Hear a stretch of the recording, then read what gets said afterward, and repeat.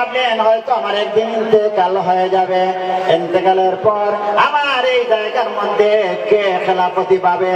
হযরত খাজা মাইনুদ্দিন চিশতি রাহমাতুল্লাহি আলাইহির উস্তাদ ওসমান হারুনি তিনি একদিন এশারের নামাজের সময়, এশার নামাজের সময় তিনি নামাজ পড়াইতেছেন।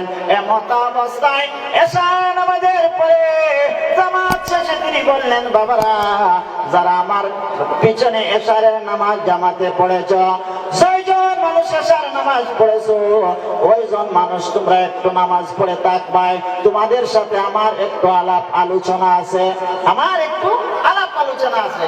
সত্যি সত্যি দেখা যায় এশার জামাত শেষ হয়ে গেল। ওই সময়ে যারা তার পিছনে ওসমান হারুনির পিছনে নামাজ পড়লো, নামাজ পড়ার পর সবাই এই মসজিদের মধ্যে বসে পড়লো। ওসমান হারুনি বললেন, হে বাবারা, কয়জন মানুষ তোমরা এশারের নামাজ আমার পিছনে পড়েছো? তারা বলে 18 জন মানুষ আমরা এশারের নামাজ পড়েছি। কি ব্যাপার জনাব, আমাদেরকে কিসের জন্য আপনি আটকিয়ে রাখলেন? ওসমান হারুনি বলেন, এশারের মুসল্লিরা একটু তোমরা ধৈর্য সহকারে আমার কথাগুলা শুনবা। যারা আমার কথাগুলা ধৈর্যের সহিত শুনবা, ওই ধরনের মানুষগুলাদের জন্য আমি আল্লাহ পাক রব্বুল আলামিনের দরবারে জান্নাতে যাওয়ার জন্য দোয়া করব। সুবহানাল্লাহ।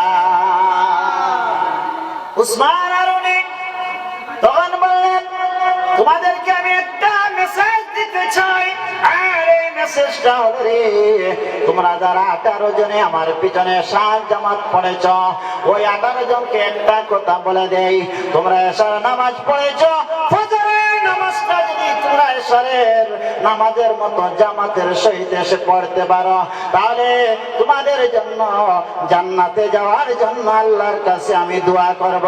এমন কি বলে দিলেন, তোমরা সবাই জান্নাতের মধ্যে চলে যাবে, তোমরা জান্নাতের মধ্যে চলে যাবে।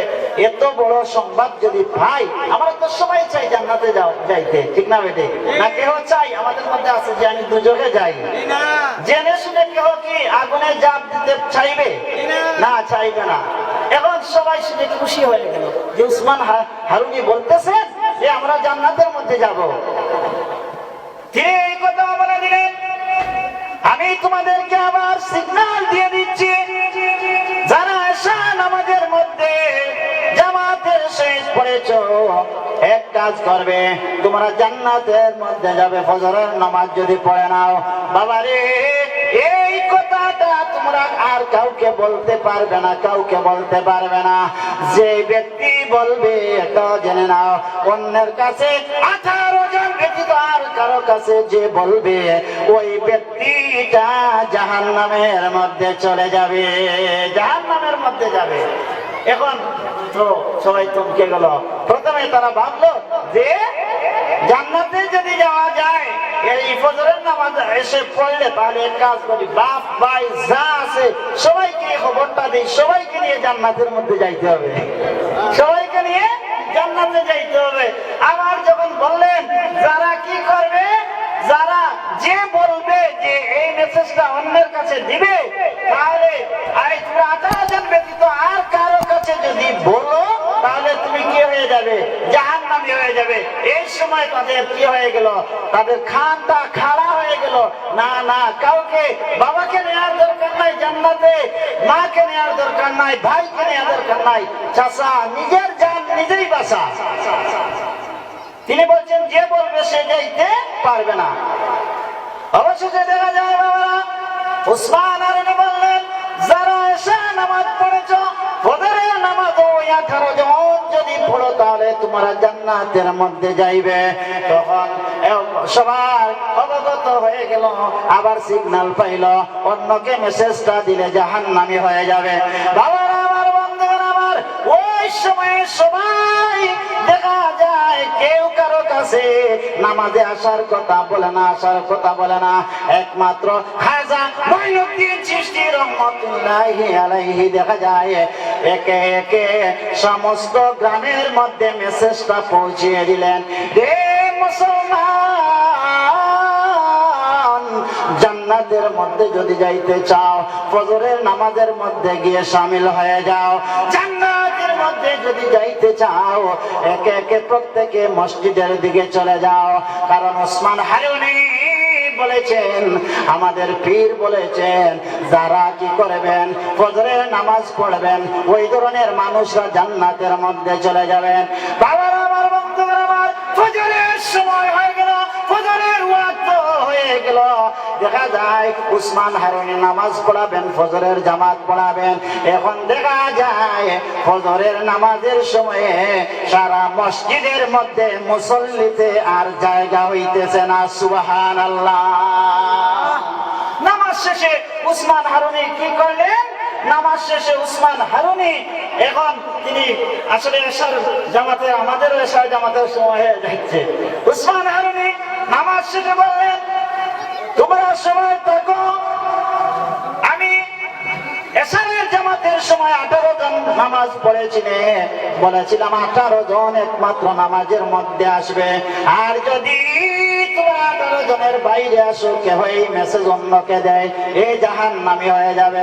এই মসজিদের মধ্যে জীবনে এত লোক দেখে নাই, এতই মুসল্লি আমি দেখি নাই। আজ কেমন করে ফজরের রক্তে এত মুসল্লিতে ভরপুর হয়ে গেল।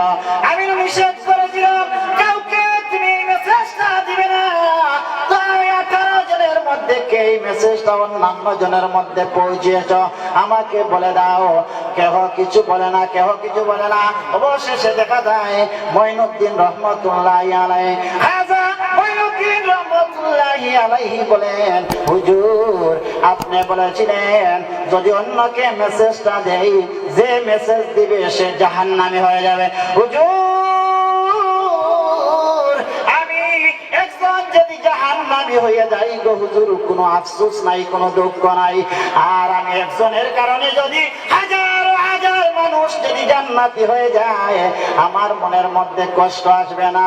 হুজুর গো আমি এই মঈনুদ্দিন সমস্ত মানুষকে মসজিদের মধ্যে এনে দাঁড় করিয়েছি। সুবহানাল্লাহ, লা ইলাহা ইল্লাল্লাহু, লা ইলাহা ইল্লাল্লাহু, লা ইলাহা ইল্লাল্লাহু, লা ইলাহা লা ইলাহা ইল্লাল্লাহু মুহাম্মাদুর রাসূলুল্লাহ সাল্লাল্লাহু আলাইহি ওয়াসাল্লাম। দেখেন এমনই অবস্থা।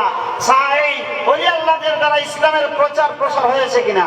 ওলি আল্লাহরা নামাজের দাওয়াত দেন কিনা? ওলি আল্লাহরা নামাজের দাওয়াত দেন।